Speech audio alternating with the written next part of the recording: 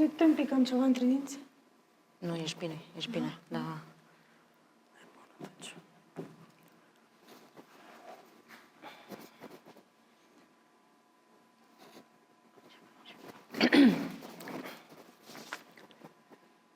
Bună ziua, dragi spectatori, ascultători și privitori! Astăzi am pregătit ceva special pentru voi.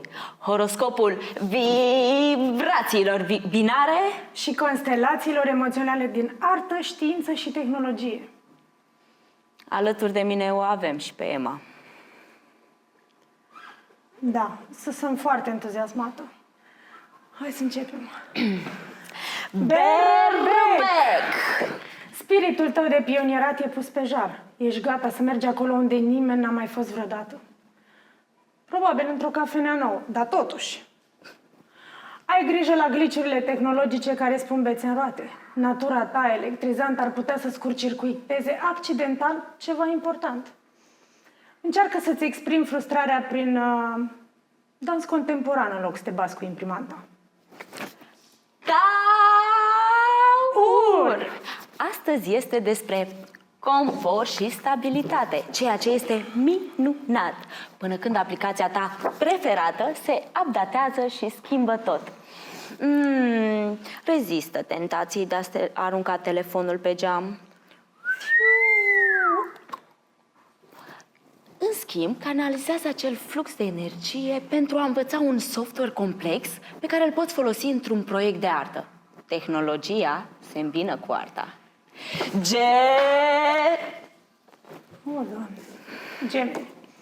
Natura ta duală bâzie de semnale astăzi. Jonglezi cu mai multe taburi în creier decât în browser. Excelent pentru brainstorming-ul unor idei trăznite de instalații Artec. Dar mai puțin excelent pentru a-ți aminti unde ți-ai pus cheile. Încearcă să-ți documentezi gândurile împrăștiate cu note vocale. Sau pantomimă. Dar înainte să dispară în eterul digital. Rac! Te simți un pic moroconoasă, dragă? Astăzi, firework-ul tău emoțional poate fi foarte activ. Deși e bun pentru a-ți proteja eul sensibil de e-mail-uri enervante, ar putea bloca și inspirația creativă. Ai putea încerca o abordare științifică pentru a-ți înțelege stările de spirit. Poate le pui pe un grafic?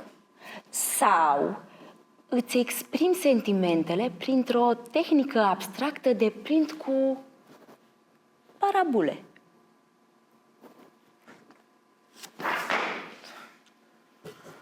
Leu, toate reflectoarele sunt pe tine. Nu pe tine. Doamne, nu pe tine, exagerezi. Talentul tău pentru dramatism este perfect pentru prezentat ideea astăzi. Asigură-te doar că minunata ta viziune artistică este înțeleasă de toată lumea. Și nu se bazează doar pe zâmbetul tău fermecător.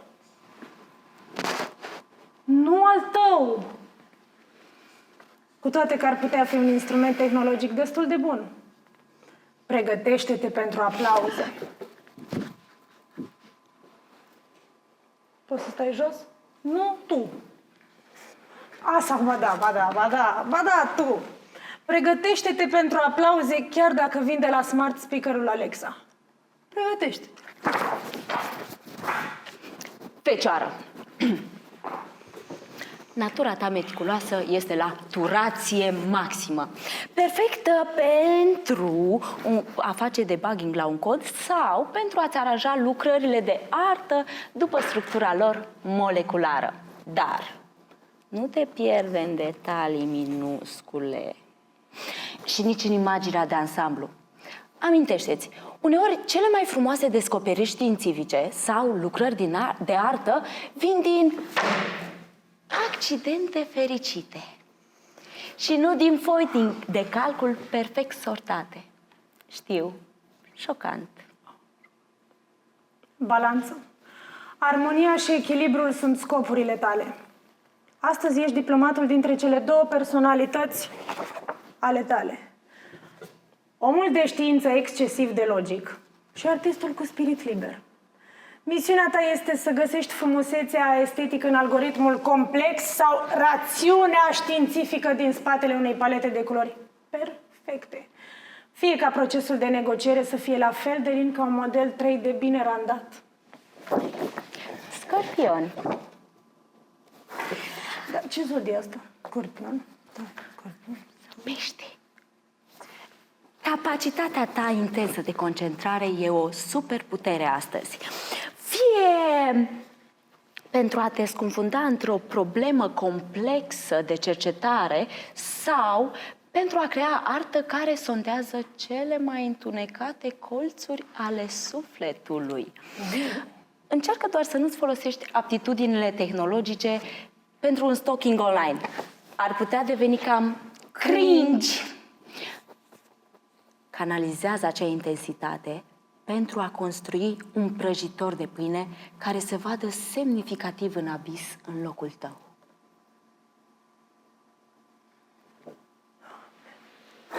Săgetător.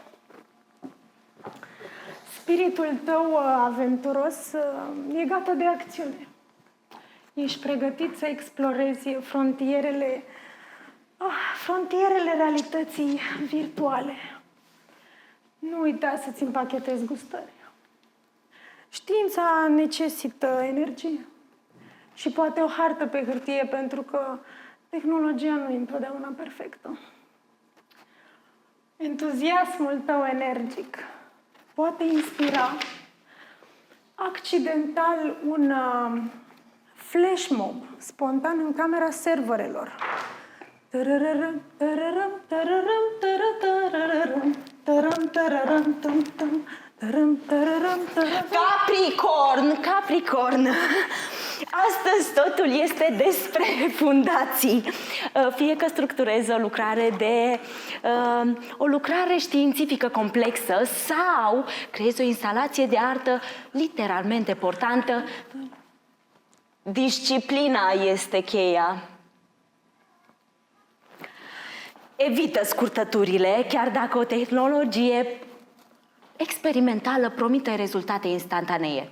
Încet și sigur câștigi cursa și previi colapsul structural. Vărsător!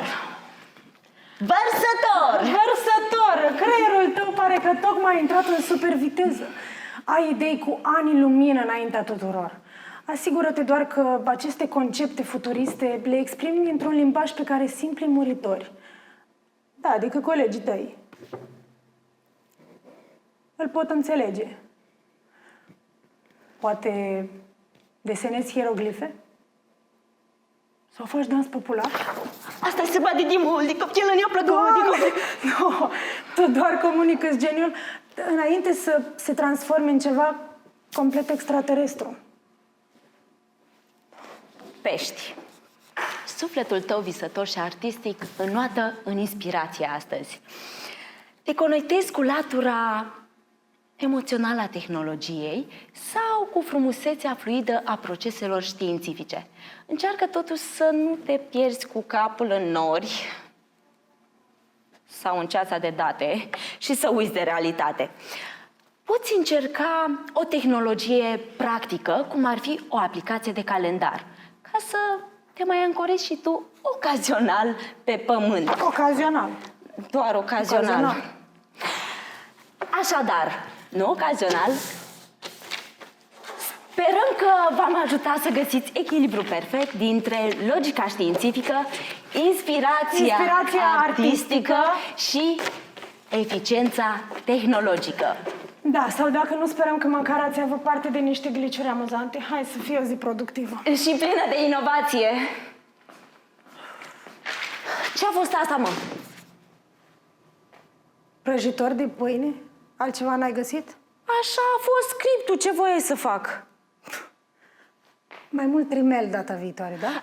Știi ceva? Ia, zi-mi tu, pentru cine ai pregătit săgetătorul? Pentru șeful.